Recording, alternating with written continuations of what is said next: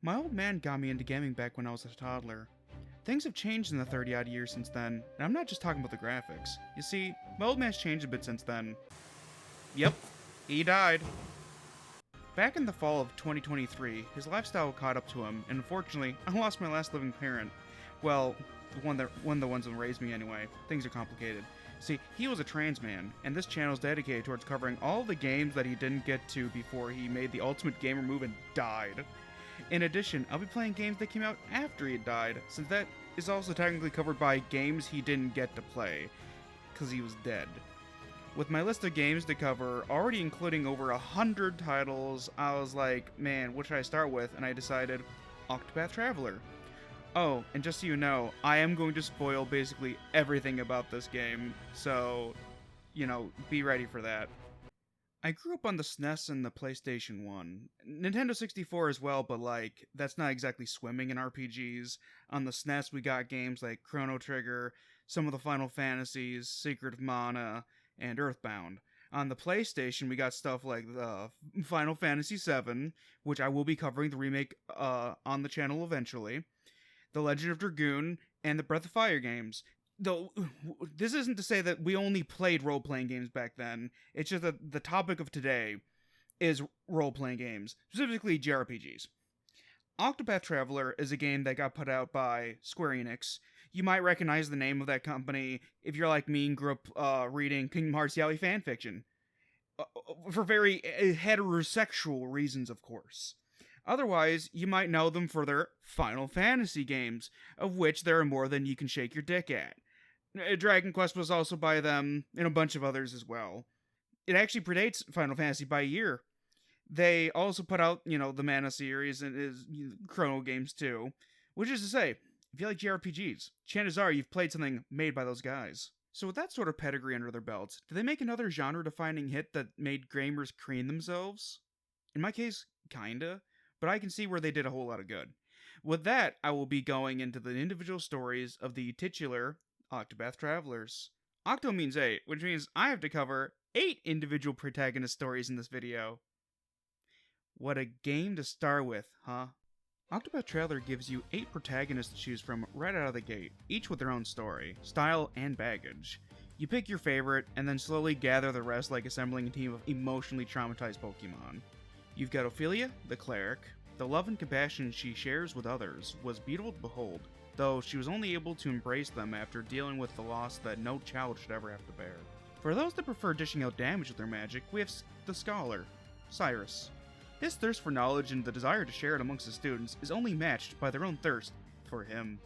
If your interests lean more towards that of commerce, then look no further than the teenage hero Tressa, the merchant. Her journeys are those of a young adult setting out to make something of themselves, lacking the darkness of the other stories, but still having the heart of a worthwhile adventure. We've got Olberic, the unbending blade, the brick shithouse of a warrior that fought to learn why he fights. What's left for a sword when the war is over? In Primrose, we find steel hidden behind silk, the dancer who shaped herself into a living weapon. Once vengeance is had, what's left for a life shaped by it? Got a cough that just won't go away?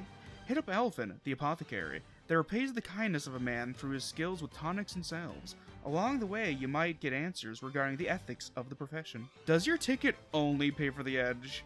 You might enjoy Therion, a thief who hits nearly every rogue stereotype and whose defining ability is to get us into special chests. Lastly, we have Honnet, the hunter. She reminds me of me a bit, having to take care of an old man. I'm just glad her story ended with hope and a legacy worth passing on. We've got 8 journeys to explore. Thankfully, the names spell out Octopath. So I'm just gonna go and I'm gonna cover them in order, which of course means that first up is Ophilia. You might be wondering, why isn't it Olberic? I don't know. What does it take to have compassion? To have conviction? It takes love. Not just the love you have for others. That can be dulled from life's cruelties. No. What matters most is the love that you get from others, to learn how to love when we must be given it first. Ophilia was orphaned at a young age before being adopted by a priest. The priest himself had lost his wife, but still had a daughter to raise, named Liana. With their help, she was able to learn love, to find joy in life again. her suffering lessened with them, with their love, even though she fell out of place. This being a game made in Japan, and Japan having issues with orphans, she at least felt that she belonged in some capacity. This comes to a head at the conclusion to her story. After traveling the realm to relight the fires that helped to keep the god of evil at bay, and helping many children along the way, she at the end had to help save somebody who helped save her. She had to save Liana. Their father had been killed via poison by a man calling himself the Savior. This man angled himself so as to be indispensable to Liana. He told her that he could bring back her father. Liana, filled with a little more than grief at the time, followed along.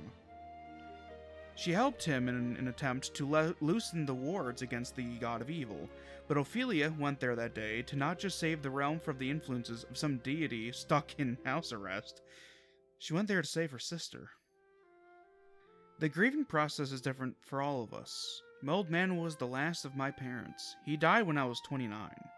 Liana, meanwhile, was too young to be emotionally attached to her mother enough for her death to fully resonate with her. She lacked the tools with which to grieve in a way that is healthy, but instead of turning to drugs or something normal for a 20-year-old, she was about to help open the gates to hell itself so that her dad could come back.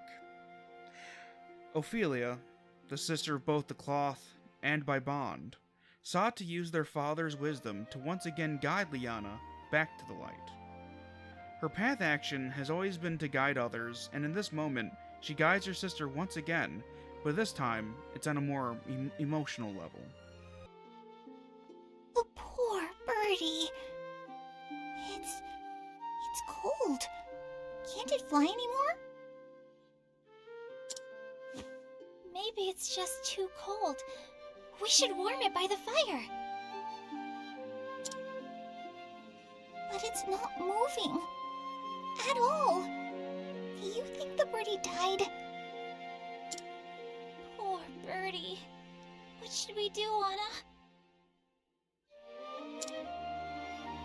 I don't know.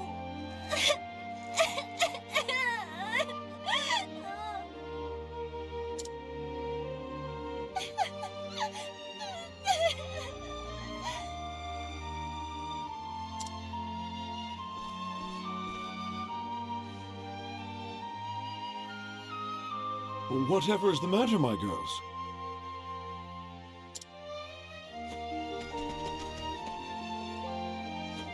The little birdie died. Father, please. Can't you bring it back to life? Please. Oh dear. I see. Listen to me, my girls. Once a living creature has passed on from this world, it cannot return. But why? That is the way that our gods made us, I'm afraid. That's so sad. Why would the gods be so cruel?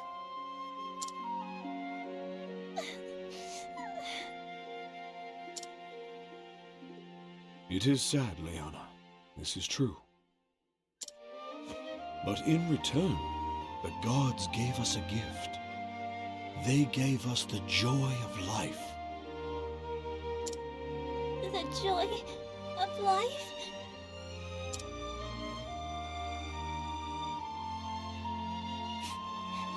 But what's so good about life if we all just die in the end? All things that live must one day pass through those solemn gates. But it is because we know that our time is limited that we know to enjoy each day that we have. Didn't it make the two of you happy to meet one another? It did. I was happy too. That is the joy of life. And besides, even after we die, it does not mean we are entirely gone. We're not. But... Liana, Ophilia, close your eyes for a moment. I want you to think of that little bird. Okay. Like this? Is the bird flapping its wings?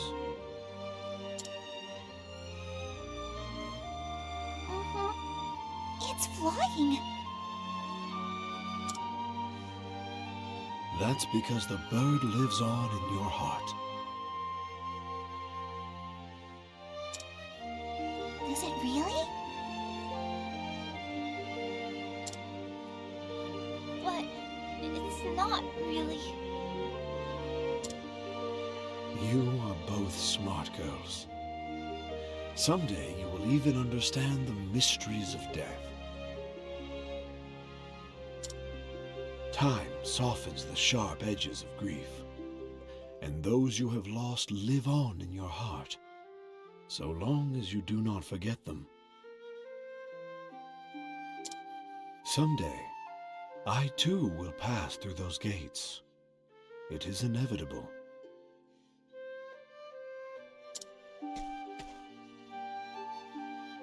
But when that day comes, pray remember me, that I might live on forever in your hearts. Her words are not lost on her sister, and in reminding Liana of what it means to grieve, the culmination of a lifetime of love, she realizes that their father is not fully dead, as his name is still on their lips, and his memories still linger within their hearts. It is love that saved her. It is love that saved the realm. And so did Ophilia and her companions do battle with Matthias, the so-called savior. A man so racked with loss himself that he turned to becoming a warlock for an eternally hungry deity. Dude ended up turning to dust or something when he died, probably because he was like 120 something. Kinda like how vampires that have been vamped for a while turn to dust when they die, I guess. After the fight, Ophilia returns to the church a hero, but she doesn't bask in it. She seeks out Liana, still buried in her guilt, and takes her hand, using her path action one final time, not to guide a stranger, but to bring her sister home. Home to the snowy hilltop where, all those years ago, they first became a family. This is... Remember when you first brought me here? I was so happy when you did. You helped me find my own feet and stand again, when I thought I'd be lost forever.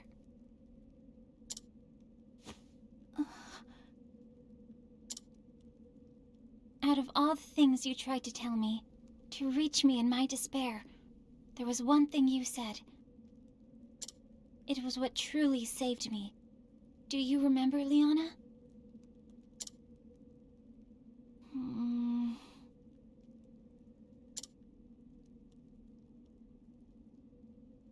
I'm sorry, Feely. I don't. You said... If you frown all the time, even sweet cakes will taste sour.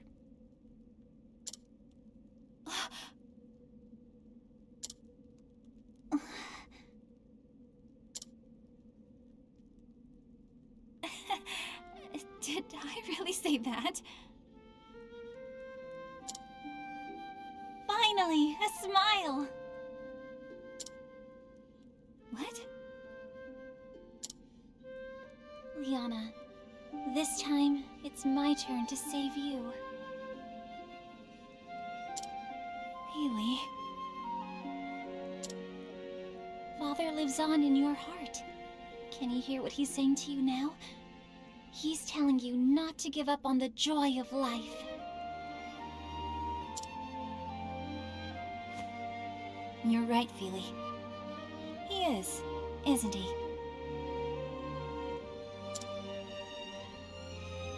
So snap out of it, you sourpuss!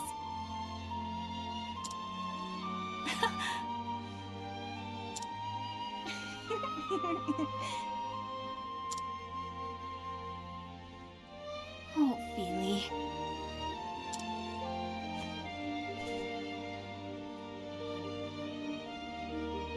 Oh, it's beautiful up here today, isn't it? More beautiful than I've ever seen it.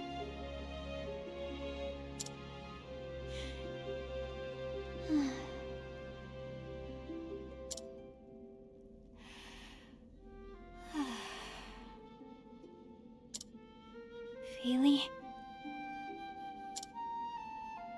Yes? Thank you for everything.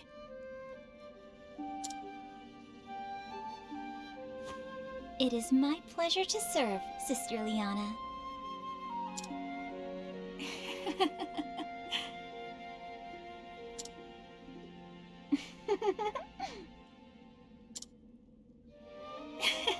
You're impossible, did you know that? Well, I learned from the best. Ophilia, we'll always have each other, won't we? Of course we will. Thank you for bringing me back to the light. I told you, didn't I?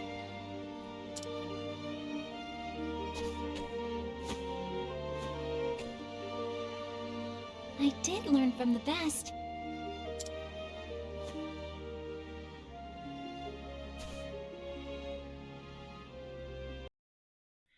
They may have lost their noses, but they gained so much more.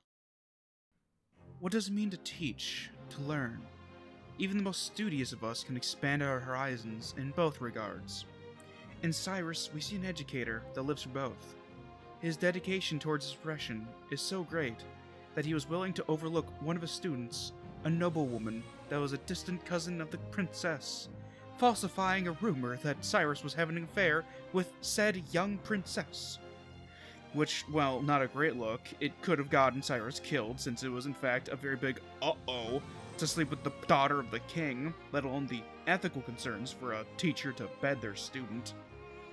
But ever the professional and himbo, Cyrus takes it all in stride and even ended up thanking the young girl for nearly ruining, or even ending, his life. With that, he went on sabbatical to hunt down an ancient book that has its ties in the dark arts. It's named From the Far Reaches of Hell, and honestly, can't be out more on the nose than that. Oh, sorry, Ophilia and Liana. His journeys taking him across the realms of the continent, Cyrus ends up tracking down the horrid headmaster's former assistant by accident when he was looking for where the headmaster was planning on heading to next. The first hurdle was opening a door. It was akin to a bop it, in that you had to twist a button instead of pressing it. What will these whimsical wizards think of next? As he makes his way through the dungeon, he comes across the former headmaster's library, full of books that were reported to be lost. The dude had previously turned into a monster and needed to get put down, showing that he himself was lacking in combat expertise, probably why he was such a fucking nerd. However, upon thinking about it, he realizes that the library must be decades, if not centuries old. Never once thinking that the doer of these deeds could be a woman, Cyrus once again not understanding that women exist, or can do things on their own, he takes off to go face a supposed man that was behind all of this. Though he does notice and acknowledge one of his traveling companions that is a girl, Tressa brings up the value of the books, and they both discuss the potential of spreading this knowledge using her abilities. But apparently the printing press doesn't exist yet, so they can't think of how to produce them cheaply enough to be worth doing. He does, however, also state that the books are meant for all men, either a sign of sexism or latent homosexual urges. I cannot tell. Astonished that a woman could not only read books on her own, but also could be the Grand Master Brain Wizard behind the plot, Cyrus confronts Lucia in a ruined area that seems piss poor for keeping books. What with all the gaping holes in the walls? In Cyrus's defense, Lucia does talk like a redditor that got into an argument with you about the Power Rangers, and the way that she tries to win is by judging your grammar. Finding the notion of helping a woman with research to be ridiculous, he refuses the very notion of working with her. Then she dares to diagnose him as being on the spectrum, which nearly every woman has done throughout the game when they point out how socially inept he is and not making panties wet. She wishes to have him join her in her evil doings, but he will have no jolly cooperation with a woman that doesn't believe in the institution of learning. Despite his sexism, he still believes that individuals, no matter how stupid, can in fact learn. He instead wishes to build the Illuminati, with which enlightenment will be gained through rigorous study, no matter the gender of their members, though of course, a man will be in charge. Distraught that this bibliophile man won't ravage her and her books, she turns to blood magic and transforms into a monster. I've seen worse ways to handle rejection, honestly. Upon being defeated, she sorrows, for she's had her library card revoked for the last time, and ends up getting Thanos snapped for her troubles. Cyrus decides that the obviously evil book isn't evil, so he decides to study it. Returning to the school where he works at, apparently still having the job despite the headmaster turning out to be evil and no real system in place to replace the fucker, he burns the midnight oil as the young woman that claimed that he was a sex offender cared for him. Thus ends the tale of Cyrus Albright. May we possess half the lust for the written word as he had. What do we treasure, and why do we treasure it? Chances are the things that you treasure most in life are the relationships in it, or maybe objects that remind you of something. So what then does a young woman do when she doesn't quite know what she treasures, what she desires most out of life? She leaves her parents' shop and travels the continent, looking for deals to make. Classic move. Tressa is a young woman, the youngest of the cast, with a story that is more lighthearted than the rest. She explored and saw what others treasured, what they do to get what they most desired. And for some rich dickhead named Morlock, that was just wealth itself. But no, he didn't work to earn his fortune. He didn't invent. He just owned the mines that the workers toiled in. If you know anything about American history, then you might know what I'm going to be referencing, but if you don't, the United States government used biplanes during a miner strike around 100 years ago. The rich have always, and will always have, access to the most effective killing machines, and will use such things to keep themselves in power. And so did Morlock, but in the end the intrepid trader and her allies ousted him from power and gave it to the workers themselves. I'm not sure if they ended up fully owning the mines, but still. She opened the opportunity for them to do so in a very cool, direct, action-y kind of way. And our favorite little merchant's heart grew 3 sizes that day. Eventually, though, she ended up in a grand fair, one of which merchants from all across the continent would ply their goods, as well as hosting an auction that had the top prize of 1 billion leaves. Which, in terms of sheer value, that's insane. I ended the game with about 1.5 million leaves. The winner's item is given to the financier's daughter, meaning this dude is seemingly giving away 1 billion leaves a year so that his daughter can have knickknacks. Oh boy. The gross display of wealth activates something within me. Tressa just so happens to run to the daughter, who seemingly has some kind of disease where her legs don't work properly. In my initial playing of this, I just thought she was sick with the, like the flu, or what is it? I don't know the name of it, but it's the one that makes you all weak and stuff. It's one of the ones you can get, like, you can heal from. It is fascinating, though, reading up on the backstory of her name. It's biblical in nature, fitting for her, for she is the sole inheritor of her father's wealth, and though she currently is facing mobility challenges in the future, her condition might improve, or maybe a cane. I don't know why she didn't have a cane, she kind of just kept falling over, and my immediate thought was, why don't they just give her a cane? Well, that's neither here nor there. Tressa does end up helping this young woman's world by presenting the diary of a man that she too has been filling out as well. with her own passages, each chapter. It's pretty cool, honestly. I mean, there's even a sub-story where there's a dude who's all like, oh yes, you must, diarying is a life choice, and Tressa is certainly making a wonderful life choice by filling in this old book. This diary does end up winning the competition, turning Tressa into a singular billionaire, though she decides to wait on having access to the movie until later on. I'm assuming it's for balance purposes. You may have noticed I skipped over a good chunk of her story, because while sweet and having a kind of nice lesson in it about valuing what really matters in life, it overall doesn't connect to the rest of the overall plot, besides some very loose threads. In the end, I think that her story was beautiful, the diary having more meaning in it, how it's passed along between its owners, than it did to the overarching plot. That was how I met Tressa. She gave me this diary to fill with my own memories. I know that somewhere out there, she's bringing happiness to others just as she did to me. And someday, I hope to follow in her footsteps. Noah Wyndham. What does it mean to be unbending? To yield to no tyrant? To swear an oath to protect others? These are the things that haunted Olberic Eisenberg, knight to a dead king and a fallen nation. His journeys took him from the small village he had resided in after he had lost his homeland to machinations far beyond his understanding, all the way towards the man that was merely a cog in those machinations. Along the way, he gained insight into why he wields his blade. His blade sought to end the man that slew his former king, a man named Erhardt, after leaving behind the village and his young protege, Philippe, as well as his teased romantic interest only known as Philip's mom. He ended up fighting in a tournament to learn where Erhardt had ended up. Once he knew, he headed to a desert town where Erhardt had been making his living as protector, not unlike Olberic.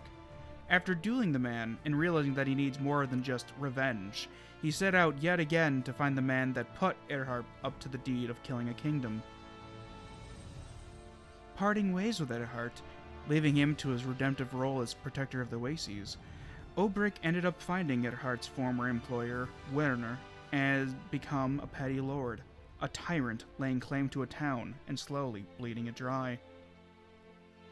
The smell of burnt flesh and the screams of the condemned hung in the air long after the flames went out and the lungs of those poor sods were reduced to ash.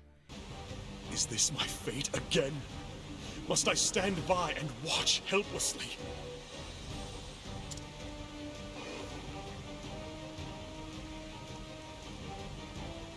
Watch while those I swore to protect are cut down before me. Aye, he has the right of it. We'll protect them. Together.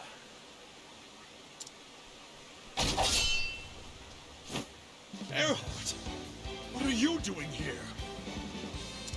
Wellspring was out of danger. Found myself at a loose end. So here I am. Been a while, Werner. Or is it your lordship? Moved up in the world since we last met, you have. Now here's a pair I never thought I'd see reunited.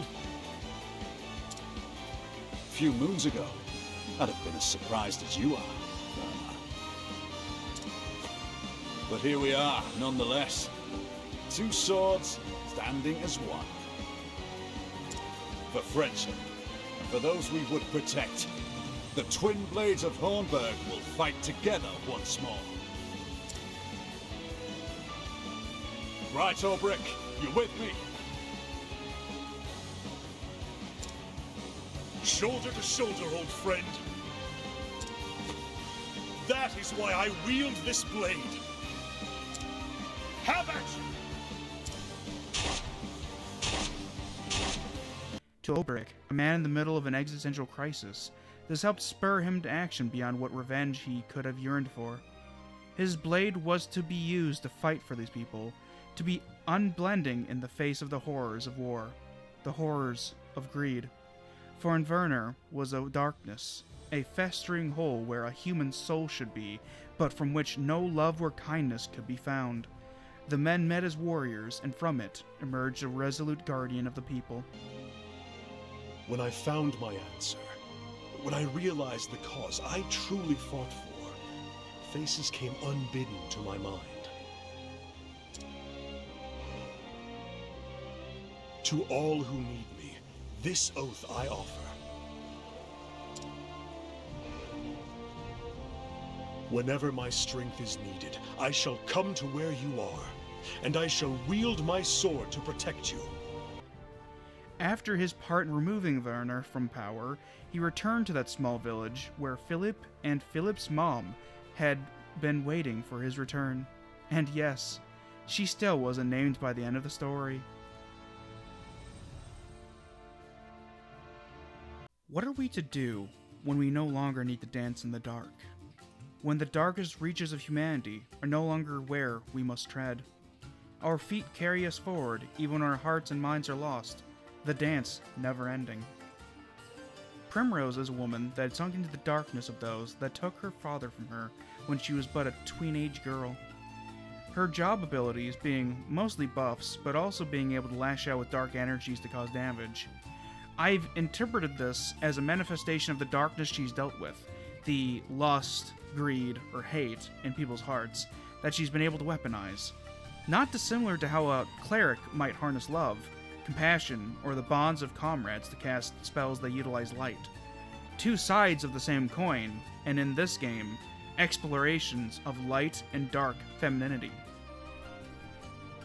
It's been said that men act and women simply are, meaning that the perception of the genders are those of either doing the things that matter or being the things that matter. This, of course, dehumanizes both, but it's a line of thinking that is pervasive in a good many cultures. Because of this, it's always fascinating and engaging to show a woman that is in open defiance of these ideas. To be the doer, despite being seen as the object, she weaponizes her appearance, ingratiating herself to some putrid cunt of a man named Helganish. For many years she danced for him, amongst other things, to one day go after one of the men that slew her father.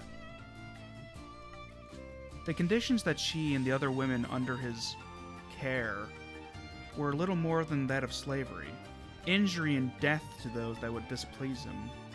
But one day, on her way out after having seen a man with a crow tattoo, a mark of those that targeted her father, Helganish went too far, killed a poor girl that had helped and potentially even loved Primrose. In turn, Primrose made him dance for her when she cut into him. He moved more beautifully as he died than he ever did in his life.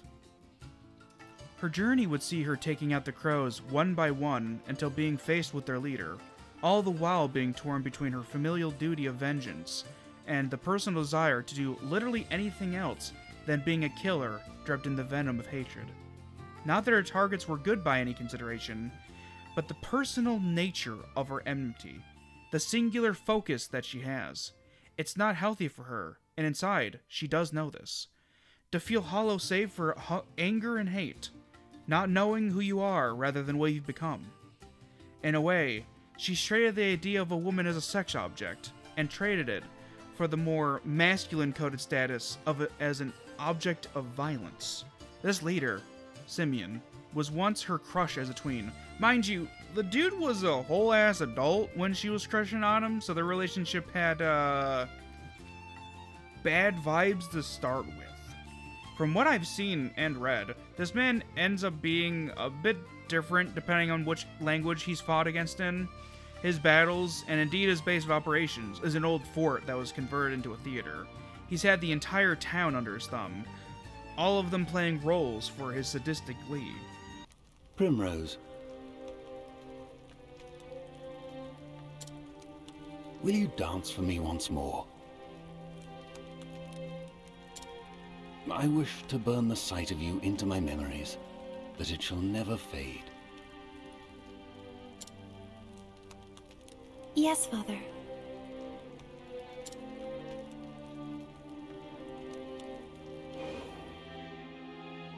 She will need to be strong, indeed.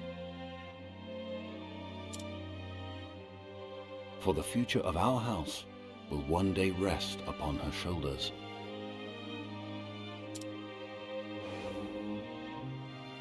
You haven't forgotten your debts now, have you?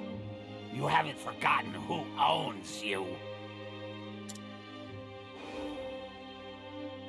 It's a shame, Primrose. You were always my favorite. Quite the dancer yourself, in the end.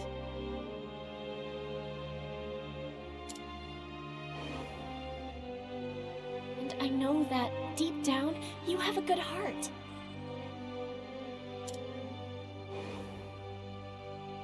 Primrose, you must find that faith in yourself.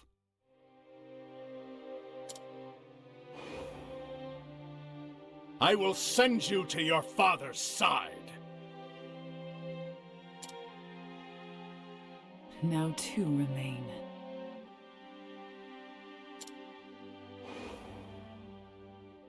Lady Primrose, what do you believe in?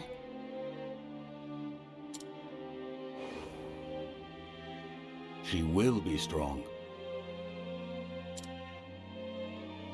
We will raise her to be a fine lady, strong, kind, and just.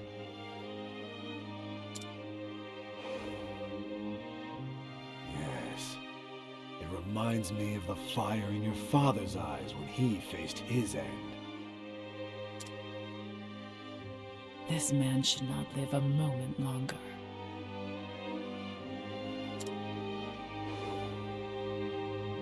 Oh, I'm sorry. I heard that you were looking around for my friend here. And you know what they say about birds of a feather.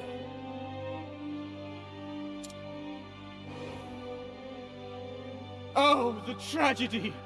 It moves me to the depths of my soul!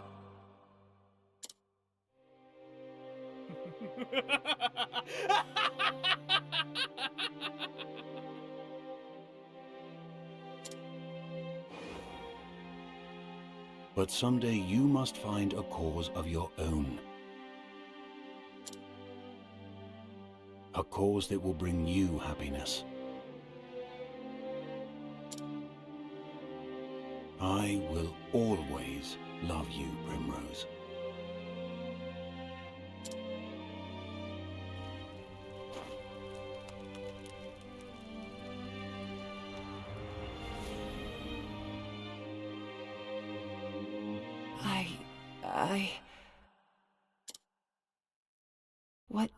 What has this all been for?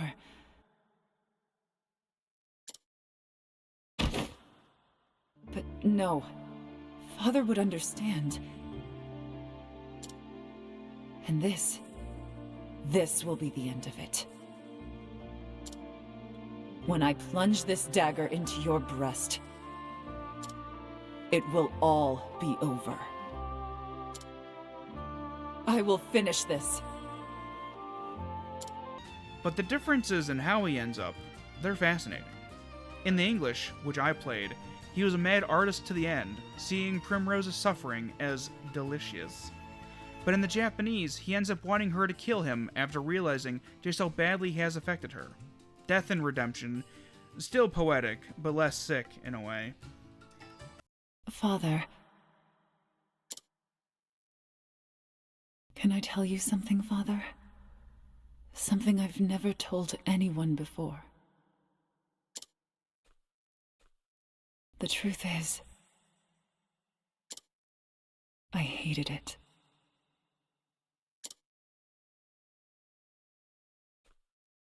I hated my life without you. I hated the loneliness. I hated not having you by my side.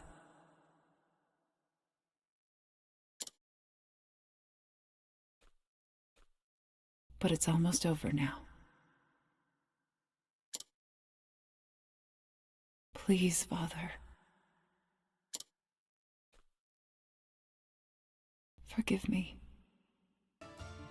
His end doesn't bring Primrose the full peace that she will need to heal, but it does give her the strength and sense of worth to allow herself to speak to her father's grave, finally, after all these years, not seeing herself as earning the emotional catharsis yet. I just have to say, though, I've been reading up on some out-of-game material, and Matthias the Savior from Ophilia's story and Simeon were both just super old as fuck. Dude was like 100 when he was flirting with her back when she was a teenager. So, like, maybe he was just a gross bad dude the entire time. Father, at long last I can face you again. I did as you always taught me, Father. I found a cause I could truly believe in, and I kept my faith. Since the day that you were taken from me, I swore I would avenge you. And avenge you I did. And yet, even now that my long journey has ended, and I have done all that I set out to do, why? Why does my heart still ache with this hollow pain? What am I supposed to believe in now? What cause will carry me on from here?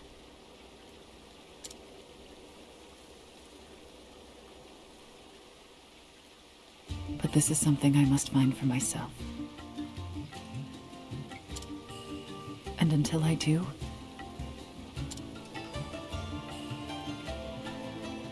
I will keep dancing.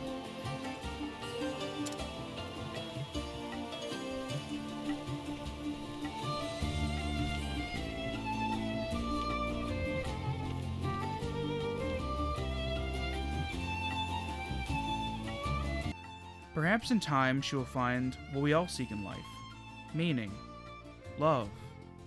The tease of a connection with the son of her father's best friend could be a new beginning for her. At the very least, she's at the start on her path to healing.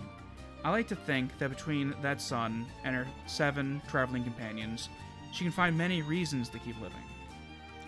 Primrose reminds me in part of myself. While my parents were alive, I have had 4 die that were connected to either my raising or my conception. I was held to high standards. As she was to be groomed to be the new lady of her house, as graceful on the ballroom floor as she was in battle, I was constantly pressured to be the best of my family. And I was, and I still am. But for me, I was surrounded by drug addicts and other such types that cannot build anything of value in their lives, while she was provided with everything she needed to succeed in life, from the very beginning. Though our origins differ, and our paths are not the same, we both have the lingering spirits of those responsible for our very being haunting us. Who are we to be besides good children to dead parents? It's something that we both need to answer.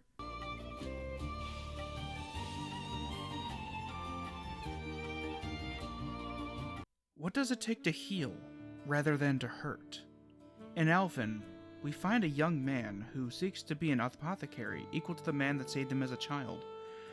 Traveling the realm to find those in need of care and providing them with the best medicines they can provide, he is not dissimilar to Tressa in his wanderlust, coming from a place of wanting to find out who he is while plying his trade.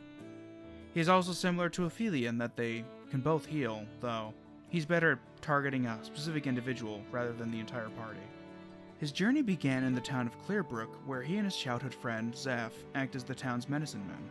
One day, Zeph's sister is found to have been bitten by a giant snake, having her brother tend to her while he set out to go get enough venom to make an antidote. Alfyn faced his first major challenge. But after besting the snake and curing the young girl, he would see to it that he wasn't just limited to his hometown. Trading satchels with his best friend so that the two would always be with each other, he set out. Alfyn's travels took him to several towns, the first facing a medicine woman pulling a scam. The second town had a criminal that he tended to when another apothecary would not for moral reasons. This man, Ogden, had dealt with a criminal in the past that had killed his wife after he had tended to the man, having held himself to the same standards that Alfyn does currently. But having had the love of his life taken from him, he learned the lesson that not everybody deserves to be saved. A lesson that Alfyn nearly learned the hard way when this man that he had saved went and kidnapped a child, even stabbing the boy. Alfyn took the man down, saving the boy, but in turn finding himself doubting his convictions as Ogden once had. Or rather, still does. Upon leaving that town, his story concludes in Orwell, a dying hamlet that was the boom town for mining work, but now is only home to the destitute few that cannot move on to greener pastures. Despite this, despite their lack of ability to pay for their treatments as others might, both Alfyn and Ogden tend to the needs of the locals. But Ogden seems to be getting sloppy, dropping his tools, no longer as capable as he once was. It turns out that after his wife was murdered, he had set out to heal others in his wife's memory. But in doing so, this work eventually led him to the hometown of the man that had killed his family. Or his wife, rather. The man himself did, in fact, have a family, a wife and child, the sort of life that was taken from Ogden and his own wife. When nightfall came, he tracked the man down and left him in a similar state till he had found his own wife. Ogden is a man of regrets, lost love, lost purpose, lost meaning. He allows himself to suffer the illnesses that come with tending others, lets his body get ravaged by illness. It's a death wish, in the end. Either way, he gets what he wants. To treat those that need it as his wife would have wanted, or he ends up reuniting with her in the afterlife. His story on its own dives into morality and its intersection with legality. The man that tore his wife apart, he would have been put to death if he had been found by the legal system, but because Ogden himself did the deed, potentially more messily than they would have done, that made him a vigilante, a criminal. He takes this to be a moral failing on his part, and as a healer, sees himself as unfit to be cared for, punishing himself for his crime. After everything he's been through, Alfyn's sense of self, his purpose, is in conflict with his true nature. All it took to regain his certainty, his faith in his cause, was a letter from his best friend, a reminder of who he is. To my dear friend Alfyn. When you find this letter, no doubt you'll be off in some far-flung village somewhere. I was more than happy to urge you on in your journey, but truth be told, I was just a bit worried about you. Worried that along the way, you'd find someone and take on all their pain and suffering as your own. You've always had a sensitive streak after all. But, should you ever find yourself losing the courage of your convictions, remember what we learned together. Zeph.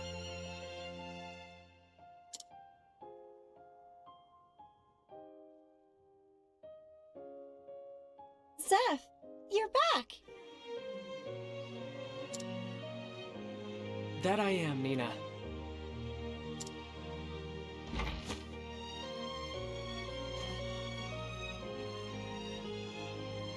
Is something the matter? Nothing you need worry yourself about. Alf.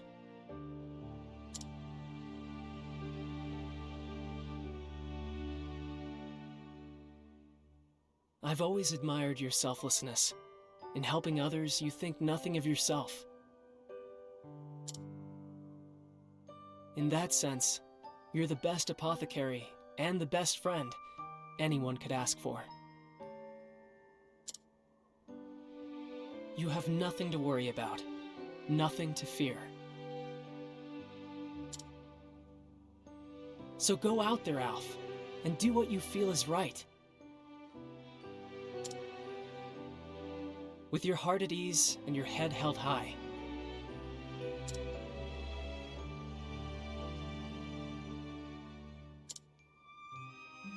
P.S. This is far too embarrassing to say in person, so I'll just hide this letter underneath all your stuff. That idiot. Just reading that, my face is as red as a beet. Thanks, buddy.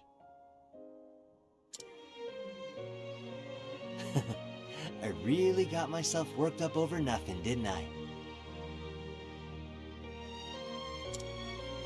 I know what I need to do, and Gods be damned if anyone will keep me from doing it. Ain't that right, Seth? I'll show everyone what I believe in. Including you, wherever you are.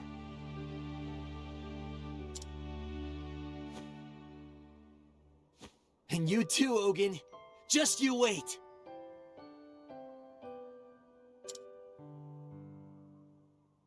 Alfyn will not indulge his self-pity, however. Alfyn will not let this healer die just to appease the man's sense of justice. Searching his own mind, he was able to find the recipe. The man who had saved him all those years ago, when he was deathly sick, the cure to his illness would work on Ogun as well. This man was also the man that had started the journal Tressa had contributed to, which ended up in the hands of Noah, who wished to continue the adventures that had started with him. The loose ties to each other's stories is interesting, though the game doesn't really capitalize as much as it could have. Alfyn set off to go beat the fuck out of a big eagle with his friends. After succeeding to beat the fuck out of the eagle with his friends, he took a feather from it and rushed off to save Ogun. As it turns out, Ogun had also met the man that had saved Alfyn. He had helped Ogun stay alive when he'd wanted nothing else but to return to his wife's side. Ogun, look at your hands. Just two, and yet they have the power to save innumerable lives. Live, Ogun. If not for yourself, for those who still need you. All around you, people are suffering, dying. There are plenty of lives you might yet save, if you have it in you to save them.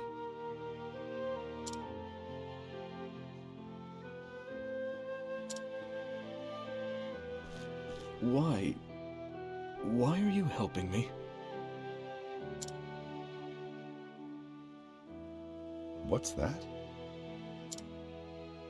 When someone's in a bind, you help them out. Simple as that, wouldn't you say? Thanks, mister. But why'd you save me? We ain't got... Listen, son, and listen well.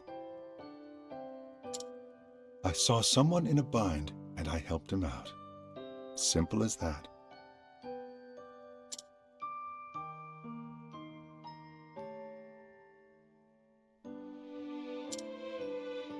Shucks. I hope I can do that too someday. I'd never seen anyone like him before.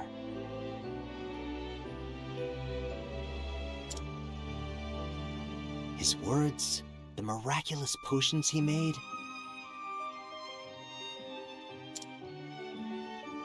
He didn't just save my life. He gave me a whole new sense of purpose. And so I became an apothecary. Having done not dissimilar work in my life, it's good to see such a thing and to be covered in a game.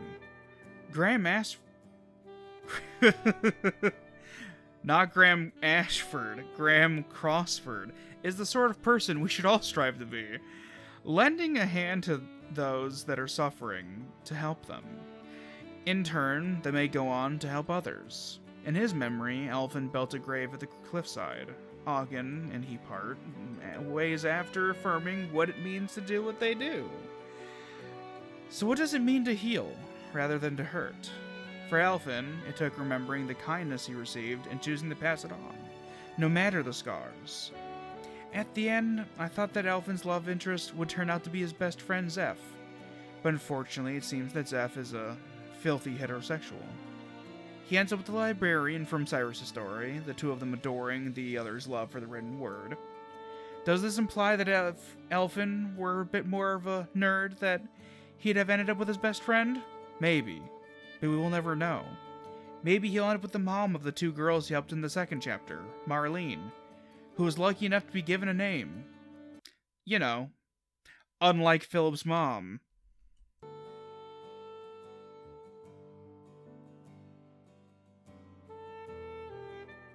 What does it mean to trust again after we experience betrayal? For Therion, a man who found a sense of kinship, of brotherhood, with another man named Darius, and men embracing his role as somebody that could use their skills to help protect the world from a danger graver than any other. Admittedly, despite him being my starting character, he didn't impress upon me much either as a character or in terms of having a story that I got sucked into. It doesn't help that none of the other travelers would likely help him in his first chapter, which was just a selfish job of breaking into a rich person's house to steal their shit.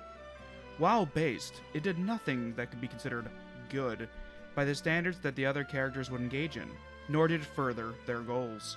It's because of this that I decided to make him my starting character. Altogether, he's a hard character to see as part of this group despite his overall theme of trying to find a reason to trust again.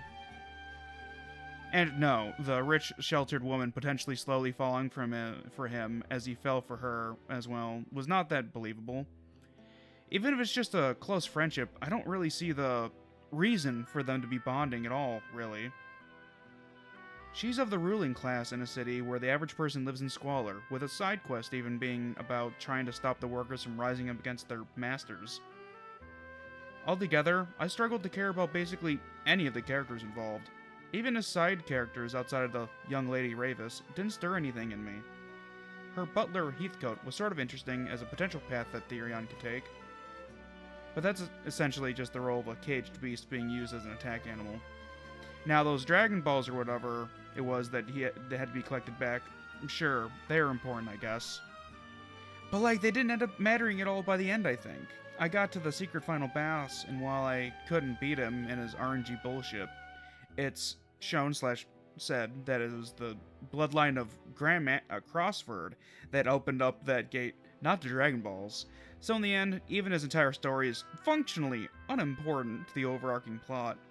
I guess it gives a hint to the big gate that Olberic learned about at the end of his story is in fact important, since it needs big balls to open. But I don't see that as a reason enough to include them if they weren't going to get used. In the end of his story though, speaking of, he does catch up with the man that betrayed him. Dude did the classic stab and send off of a cliff to him back in the day, but thanks to Therion's trusty grappling hook, not seen in the game itself though, because of course not, he was able to survive. But Therion ends up killing him with the power of trust and friendship and overwhelming violence. Well, not fully killing him. Darius fled and tried to get at his treasures, but was in turn betrayed by his own men. I won't lie, I don't really have much else to say about Therion. He could open those special chests, but other than that, good combat utility. He was alright, I guess.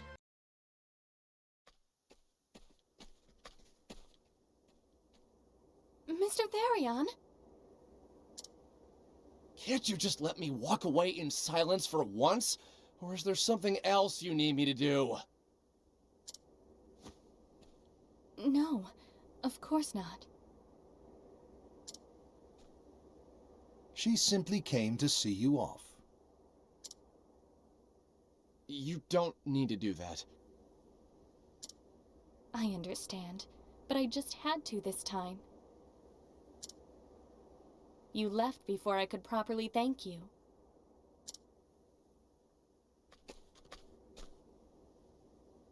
Without you, who knows what would have befallen my family's heirlooms?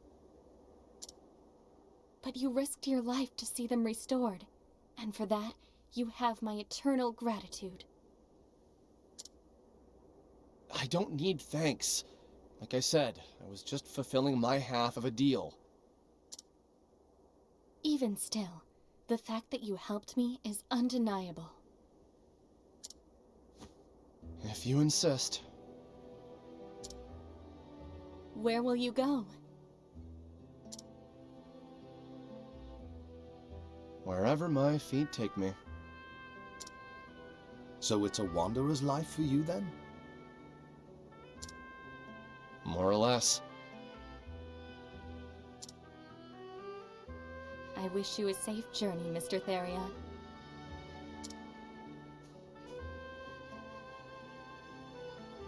Farewell. Cordelia.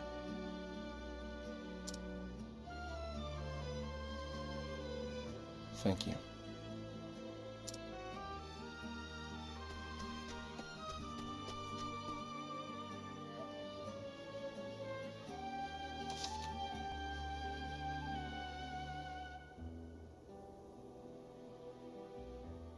Who are we when we must step out from the shadow of those that raised us?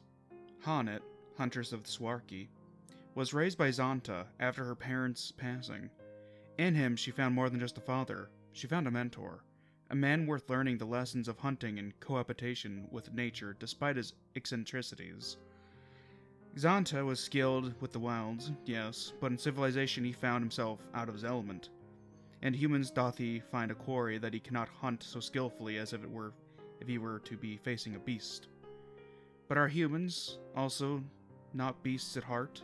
Her journey begins after her mentor had gone for a hunt and not returned in a year or so. Admittedly, I had to try and confirm the total amount of time online since they speak of moons, and I couldn't tell if they were talking about nights or phases of the moon or months. And along the way, I sort of just assumed it'd been a while anyway, and a year does seem to be a while indeed. Leaving her home with her trusted feline companion, Lind, at her side, she goes on the hunt for her master, tracking him down to where he had last been seen, over and over, until eventually she had found what became of him. See, he had gone off on a hunt himself. A creature known as Red-Eye had been hounding the realm for some time, and the Knights of Daunt sought him out as the premier hunter. Upon finding Zonta, or rather, his petrified remains, she found that her mentor had become victim to a beast, no, a monster, that had not only scared off lesser beasts and monsters from their territories, but could best the man that she looked up to most. This legendary man whose tales of hunts stretched as far and wide as his own embellishments did, could not best the red eye that even the best knights of the realm dare not come into conflict with. So the student must surpass the master. Hanet must prove herself to be a huntress that has exceeded the skill of the hunter that raised her, and prove herself she did. After making the necessary precautions, she headed off to find the monster near the Jewel of the Desert known as Marceline, where she met with the woman in charge of the operation of getting fucking rid of Red-Eye once and for all. I swear, that dude was like crabs the way he clung to people and turned them into screaming statues. Crabs do that, right? A general of the city had gone off to slay the monsters that Red-Eye had drove from their nests. Unfortunately, he and his men had run into Red-Eye, and so Hanet had to go and deal with the beast with much haste after a captain was sent back from the force to notify the city of what had transpired. With her allies holding back the waves of monsters, she was able to enter the nests of beasts hidden within the ruins. Not that, there weren't encounters down there, but it's the thought that counts, I guess. But, clearing her way through the dungeon, she found the stone soldiers, the men that had fallen prey to the monstrous Red-Eye. These are the guards from Marceline.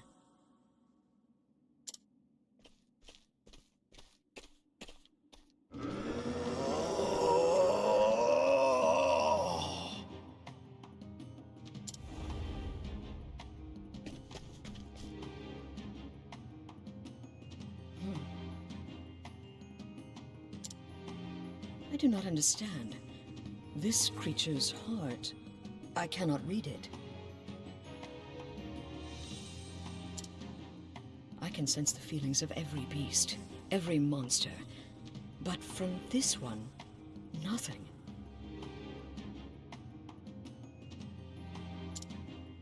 Still, my task remaineth the same.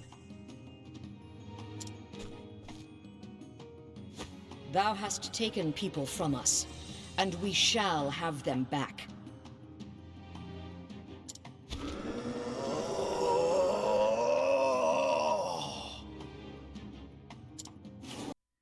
She is like Zonta, in that she finds in herself the inability to know this beast.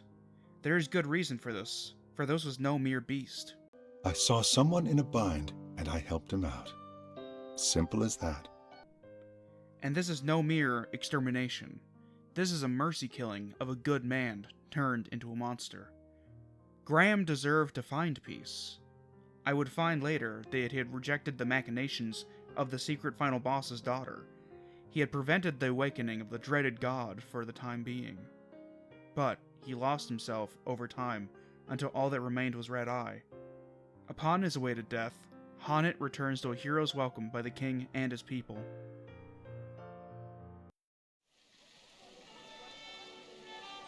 Behold, my fellows!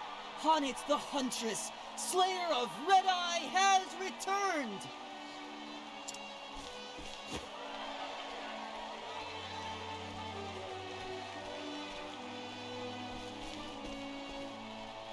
General Lennar tells me of your exploits. You have slain the menace. You saved my poor men and our city. You are our savior, and we are forever in your debt. What I did was for my own avail. Perhaps so, Huntress. Yet grateful we remain. I would like to propose a banquet in your honor. But alas, I divine that you will not tarry here with us. I cannot, Highness. I must see with mine own eyes if my master hath been freed from the curse. Of course. General Lennar. Sire, my men are ready to escort the Huntress at your command.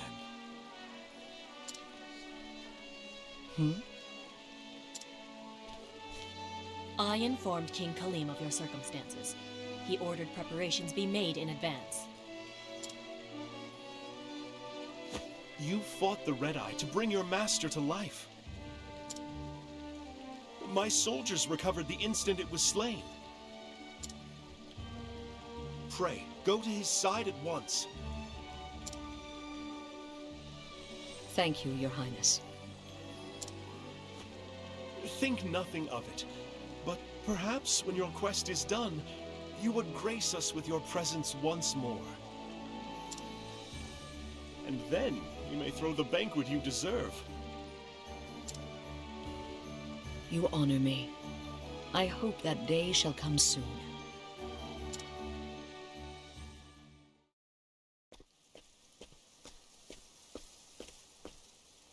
Not far now.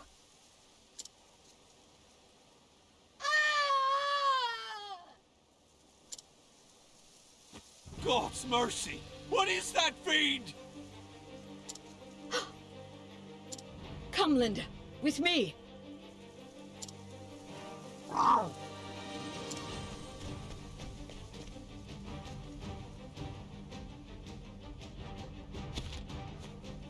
Look out! Huh?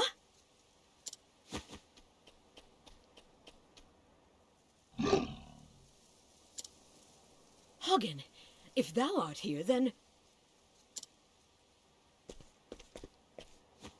What ho, Honnet!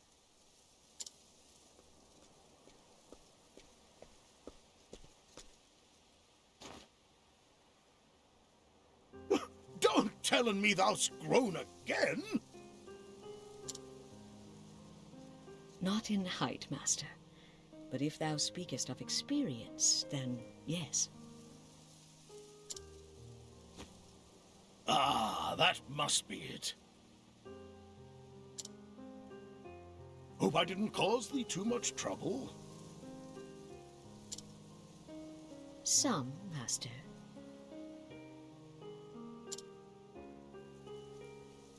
And I was worried for a spell. Thou were?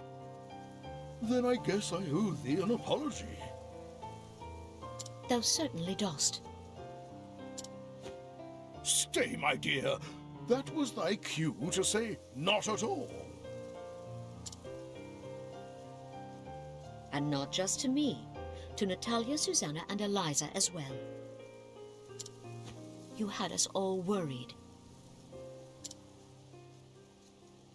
That's a long list, but no matter. Rest assured, I'll make an apology to each and every one. And then I shall thank them, too, for good measure. Thou dost not. Hunnet, thank thee. Thou'st done me proud.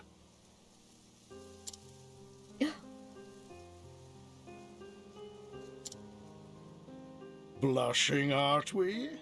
Perhaps thou'st not grown that much after all.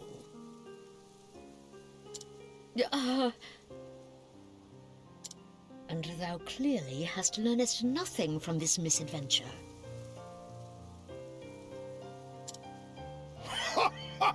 Oh, man my age hath learned all the things he ever will, I'm afraid. Begging your pardon, sir. We just wanted to thank you.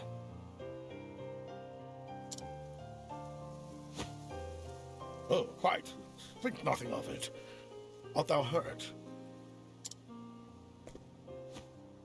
Nothing that won't mend soon enough, by your grace, sir. Good to hear it.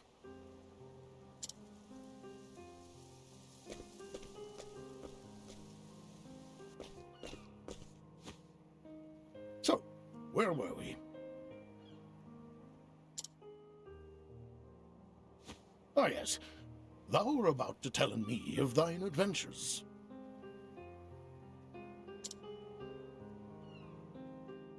It's a long story. Wouldst thou hear in it all? Every last word.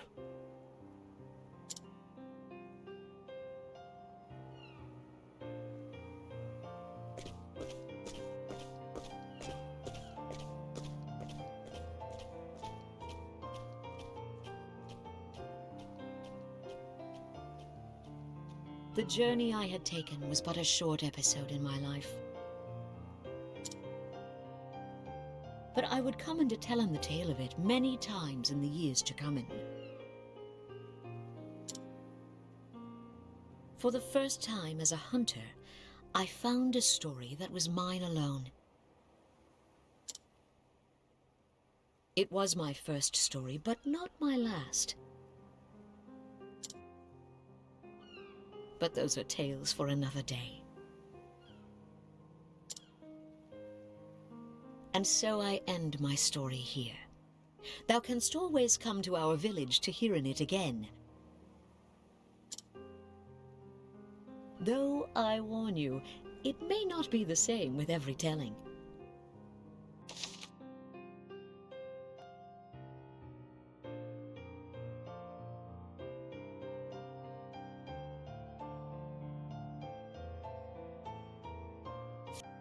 I included the full length of the finale cutscenes just because of how impactful they are. Her being reunited with her father, it's something that I'll not be able to experience myself, so I wanted to show in full how much it meant for both of them to see each other again after their journeys. Her story is one of those that are closest to my heart, that of a child whose parent was found lacking, and thus we had to step up and take their place. While I don't regret being the golden child of my family, the white sheep, I regret that unlike Honnet, it was for naught. My words unheeded, my actions left unappreciated. But in the story of Honnet, we can see one of duty we take upon ourselves. how we can strive to be the best that we can be, even for those that falter.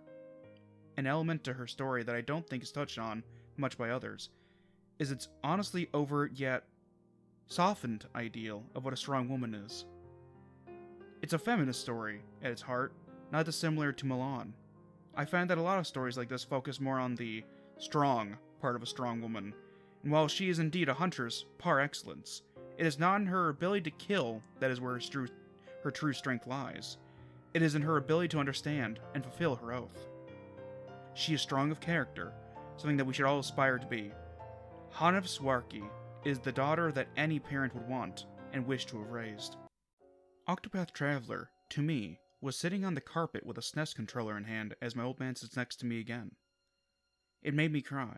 It made me remember better times. The individual stories, you may have seen and heard them before, but I'd say that none of them were outright bad.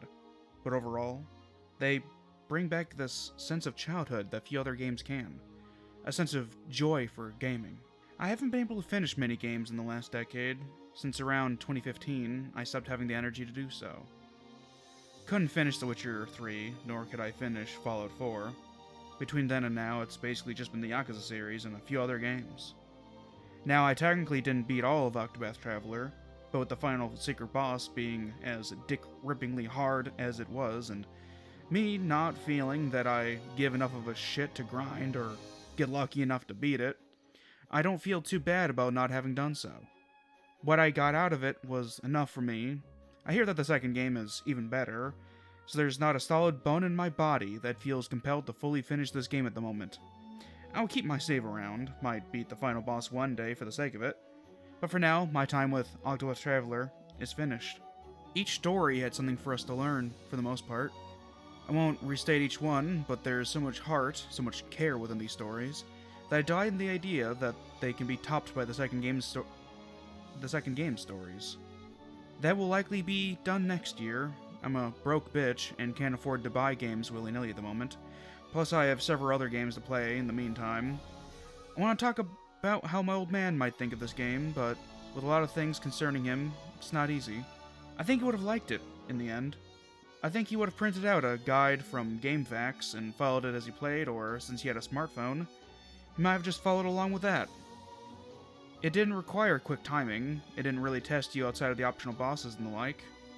He liked regular anime that I, like... He liked regular anime like I did, more so, actually. This is the sort of shonen protagonist stuff that he would have liked a lot. I'm putting this all together, finishing the script, at the early part of June. Pride Month.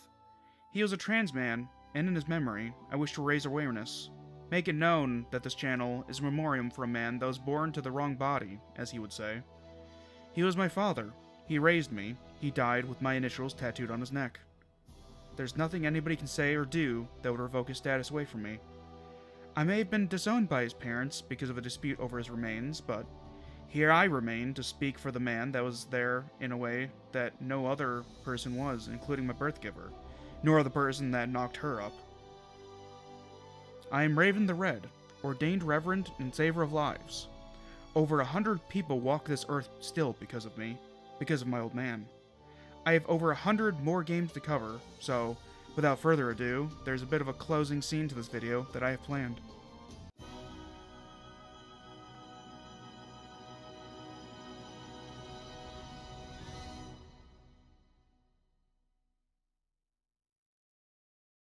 I was going to do this in the physical world, but until I have a good spot to make a shrine, I think this is the best way to do it.